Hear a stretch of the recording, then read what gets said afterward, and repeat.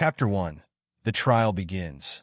The gavel struck the obsidian podium with a deafening crack, its sound rippling through the council chamber like a warning shot.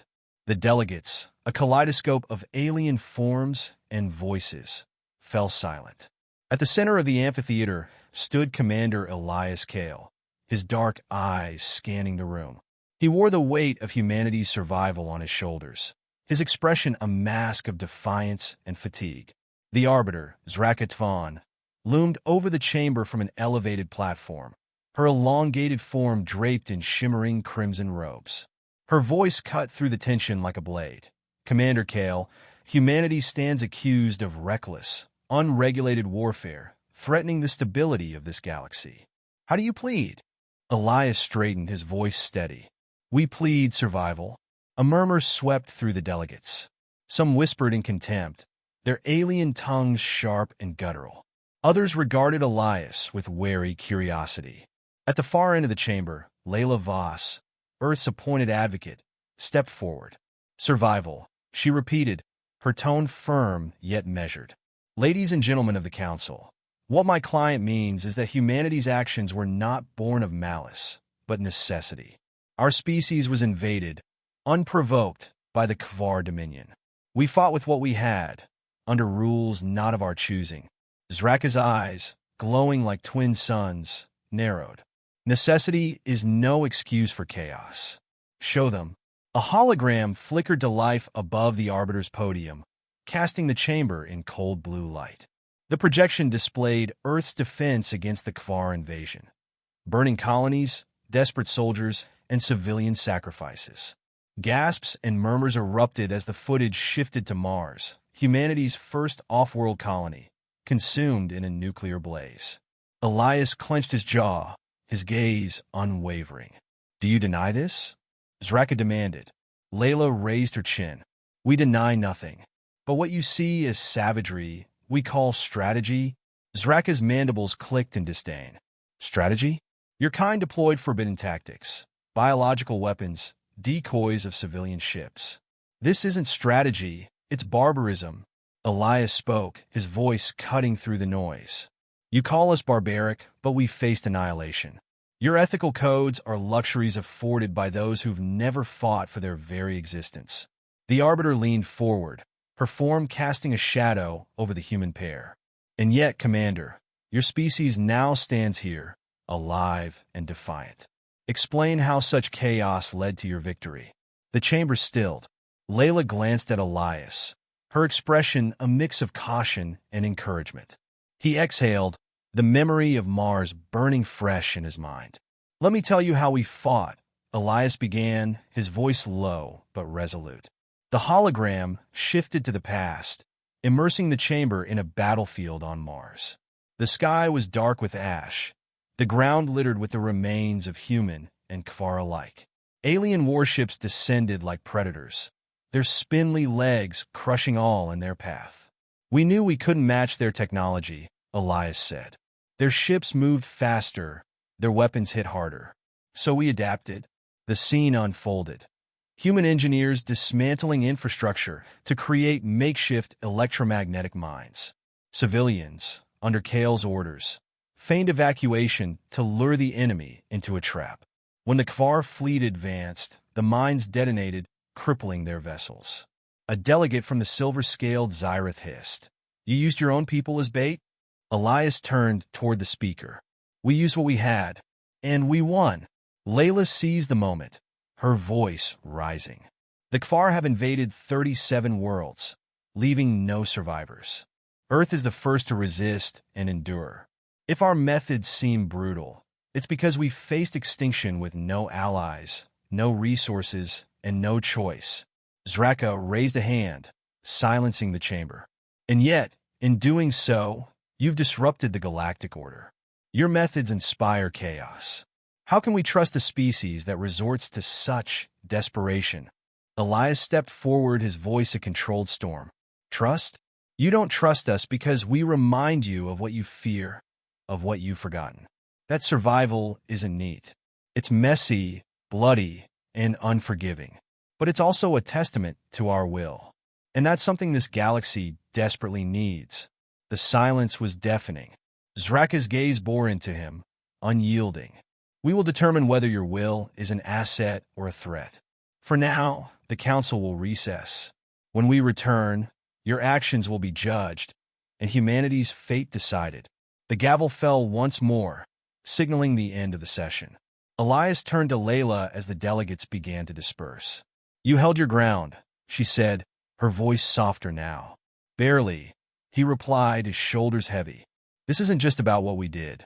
It's about who we are, and whether they'll ever see us as more than a threat. Layla's expression hardened with resolve. Then we'll make them see. One truth at a time. As they exited the chamber, the stars outside the council's orbiting station shimmered cold and distant, a stark reminder of how far humanity had come, and how far it still had to go. Chapter 2. The council chamber was quieter than it had been moments ago, the ambient hum of tension, the only sound as holograms dissolved into static. Elias Kale stood motionless at the heart of the amphitheater, his shoulders squared against the oppressive judgment in the air. Around him, the alien delegates whispered in low, guttural tones. The arbiter, Zraka, leaned forward on her platform, her piercing gaze fixed on the human duo. The evidence is damning, Advocate Voss. Do you truly believe humanity's survival justifies such recklessness? Layla Voss inhaled sharply, stepping into the ring of harsh light that bathed the council floor. Arbiter, we don't deny the gravity of what you've shown, but humanity's so-called recklessness is misunderstood. It's not barbarism. It's ingenuity under unimaginable pressure. A ripple of disbelief spread through the chamber, punctuated by the sharp hiss of a Zyrith delegate. Call it what you will, Advocate, but your species has no regard for order. You've unleashed chaos on a galaxy that prizes stability. Layla's voice cut through the noise, resolute. Chaos, perhaps, to those who've never faced extinction. Let me remind this council. The Kvar Dominion has subjugated dozens of worlds. They erase cultures, crush resistance, and leave nothing behind but silence. Earth resisted. Isn't that worth understanding? Elias turned his gaze to the arbiter. Allow me to answer their accusations directly. You all want to know what happened when the Kvar invaded. So let me show you. The holographic display flared back to life, immersing the room in a visual account of Earth's darkest hours. The scene unfolded on the craggy surface of Luna, where humanity's last orbital defense station hovered precariously above Earth. From the shadows of the moon, the Kvar fleet emerged like a storm. Elias's voice rang with restrained intensity as he narrated. This was their opening gambit, a coordinated strike designed to break our defenses before we could retaliate. We knew their hive mind coordination meant they'd predict any conventional countermeasures. So, we gave them something they couldn't predict. The hologram shifted, showing a human fleet composed of mismatched vessels, retrofit cargo ships, decommissioned military frigates, even civilian cruisers armed with jury-rigged weapons. They surged forward, their movements erratic, seemingly disorganized. This, Elias said, was not chaos. It was misdirection. The image froze as a Kvar dreadnought exploded, its pieces scattering like debris from a shattered planet. Those ships weren't attacking, Elias continued. They were decoys, ghost signatures, hollowed-out hulls stuffed with explosives. We fed the Kvar data streams we knew their hive mind would interpret as authentic. When they took the bait, we struck. A hush fell over the chamber. Even Zraka seemed momentarily impressed, her expressionless face tilting slightly as if re-evaluating Elias's words. But the silence didn't last. A Kvar envoy stepped forward, their metallic exoskeleton gleaming under the chamber's lights. Your trickery is irrelevant, it rasped, its voice like grinding stone. What followed was an atrocity. Show them the weapon. Layla flinched as the hologram shifted again, this time to Earth's atmosphere. A blinding flash erupted across the projection as a bioengineered chemical spread across a Kvar fleet. Ships disintegrated, their crews reduced to ash. You unleashed a weapon designed to devour organic and inorganic matter alike, the envoy hissed. You didn't merely fight us. You corrupted the very fabric of war. Layla stepped forward, her voice rising.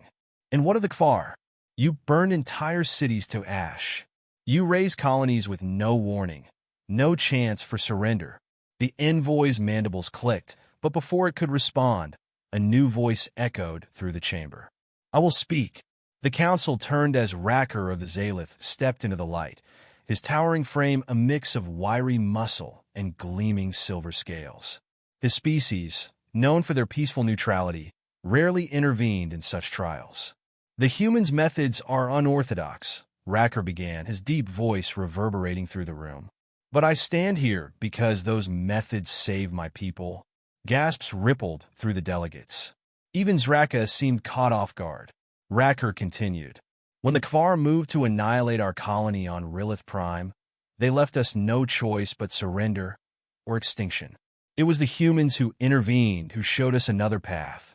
The hologram shifted again, this time to a scene of Zalithian refugees fleeing as Kfar warships closed in.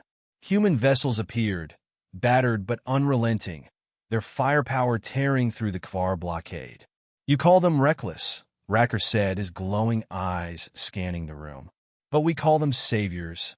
The tension in the chamber was palpable, the air electric with shifting allegiances. Layla seized the moment. Counselors, humanity is not perfect. But in our imperfection, we are adaptable, resourceful, and yes, unpredictable. That is our strength. Condemn us if you must, but understand this. We are not a threat to peace. We are a testament to survival. Zraka's voice broke the silence, sharp and commanding. Enough. This council will deliberate further before rendering judgment. Dismissed. As the delegates filed out, Elias turned to Layla. We bought time, he said, though his voice lacked conviction. Layla nodded, her jaw tight. Not enough. We're not fighting just for our survival anymore. We're fighting for our future, and whether they believe we deserve one. Elias looked up at the stars visible through the chamber's domed ceiling, their cold light a distant promise. Then we make them believe. Chapter 3. The dimly lit corridors of the embassy ship pulsed with faint, rhythmic vibrations, a subtle reminder of the massive engines propelling it through the void. Elias Kale leaned against a bulkhead, his arms crossed tightly over his chest. He watched Layla pace the narrow room like a predator preparing for a fight. They're stalling, Layla said, her voice sharp enough to cut steel. The council doesn't want to deliberate. They want to find a scapegoat. And humanity fits the role perfectly. Elias frowned, but didn't respond immediately. His eyes flickered to the only other occupant in the room, Racker of the Zalith. The towering alien sat cross-legged in the corner, his posture calm, almost meditative, despite the rising tension. Layla's right, Elias said at last, his voice steady but tinged with exhaustion. They'll do everything they can to discredit us. If we don't act, we're finished. Racker opened his glowing, reptilian eyes and fixed them on Elias. Acting rashly could worsen your position. The council is a web of fragile alliances. Pull one thread too hard, and the whole structure collapses.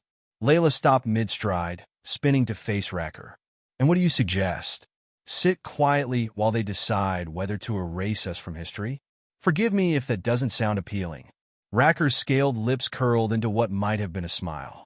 I suggest finding allies. There are voices in the council sympathetic to your cause. You need to make them louder. Elias straightened, pushing off the wall. Do you have someone specific in mind? Racker nodded slowly. Yes, Tyrus Vel of the Therian Coalition. Her species values ingenuity above all else. Your fleet's misdirection during the Kfar invasion would intrigue her. But you'll need to approach carefully. She's cautious by nature. Layla folded her arms. And where do we find this cautious ally? Racker stood, his movements fluid and deliberate.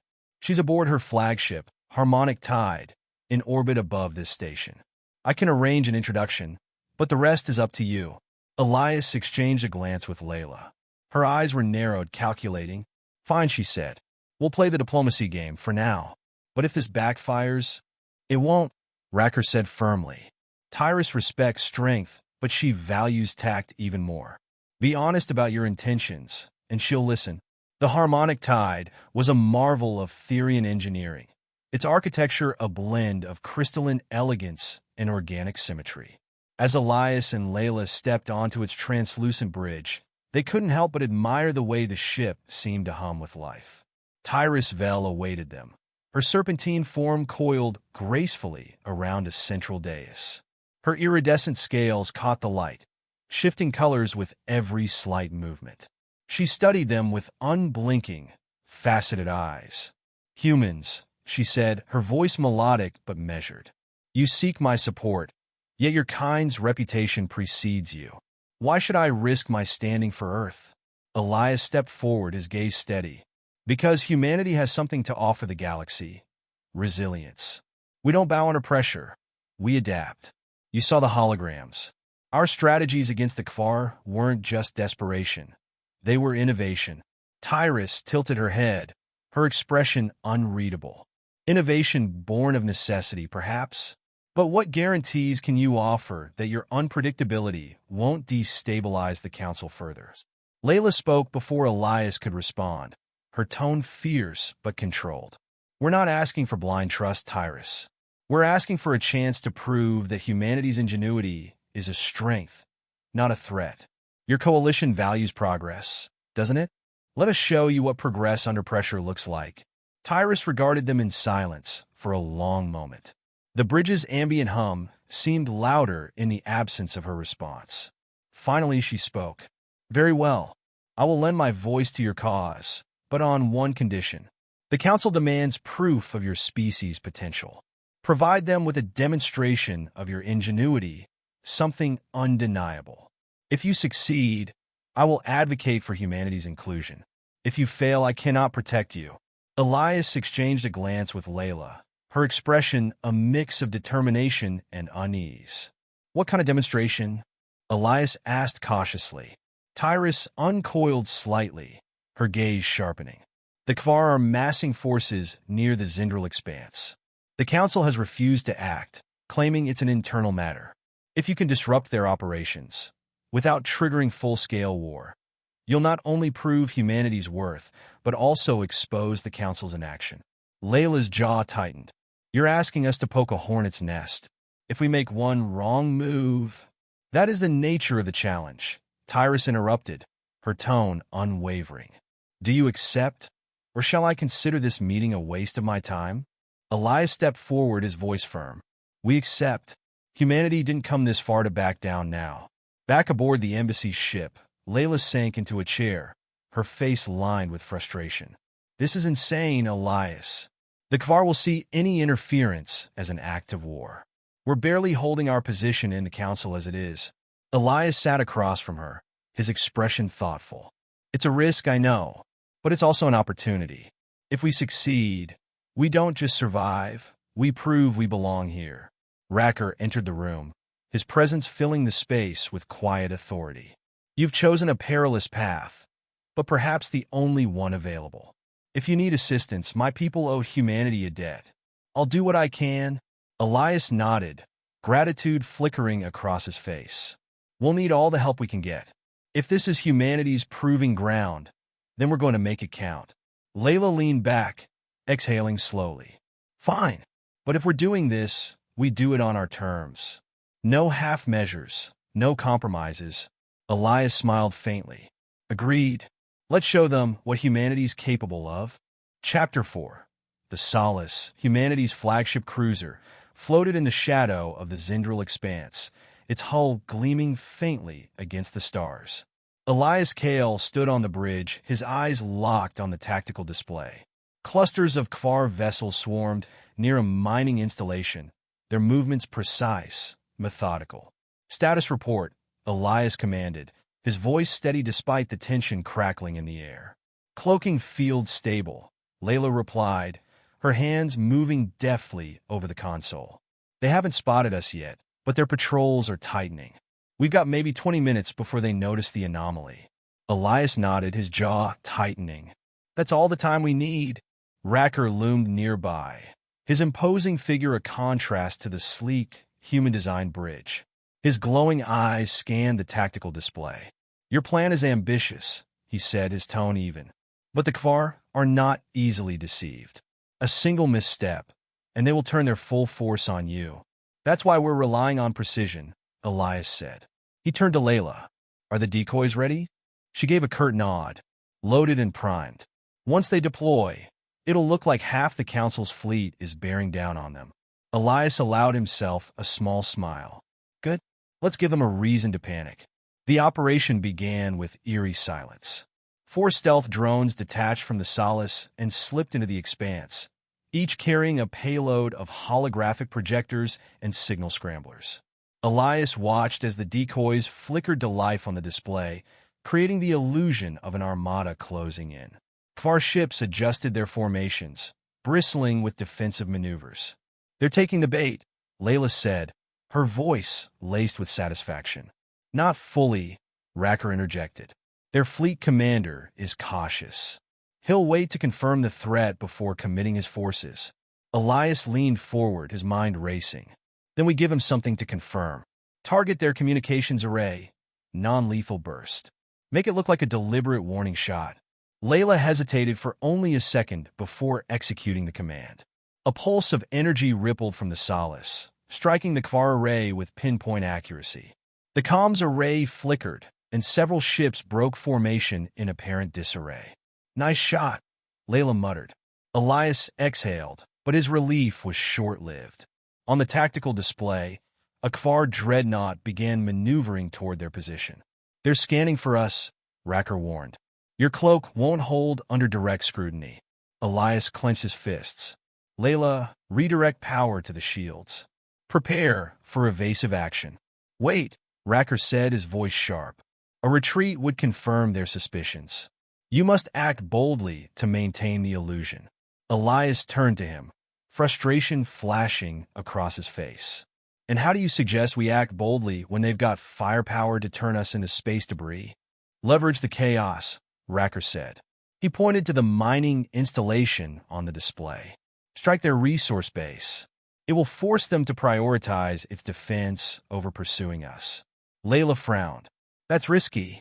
If we miscalculate, we don't have a choice, Elias cut in. Target the installation. Non-lethal strikes only. Make it look like a raid, not an assault. The Solace roared to life, its engines flaring as it broke formation and accelerated toward the mining installation. The Kvar dreadnought hesitated, its scanners momentarily confused by the decoys. Locking onto primary targets, Layla said. Firing in 3, 2, 1. The ship's railguns unleashed a series of precise kinetic bursts, each strike calculated to disable equipment without causing catastrophic damage. Sparks erupted from the installation, and alarms blared as automated defenses activated. The Kvar fleet splintered, half moving to defend the installation while the rest attempted to track the elusive Solace. They're in disarray, Layla reported.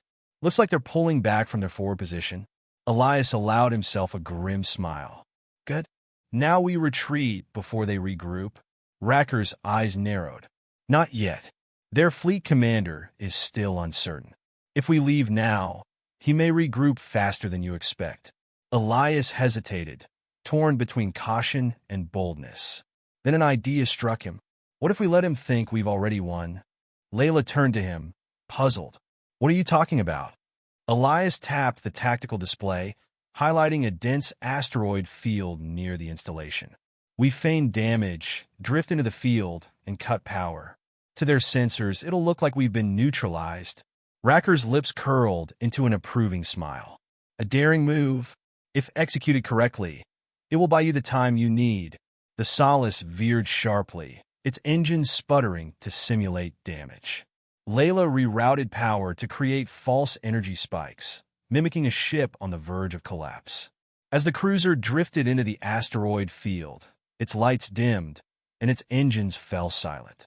The Kvar dreadnought paused at the field's edge, scanning the debris-strewn expanse.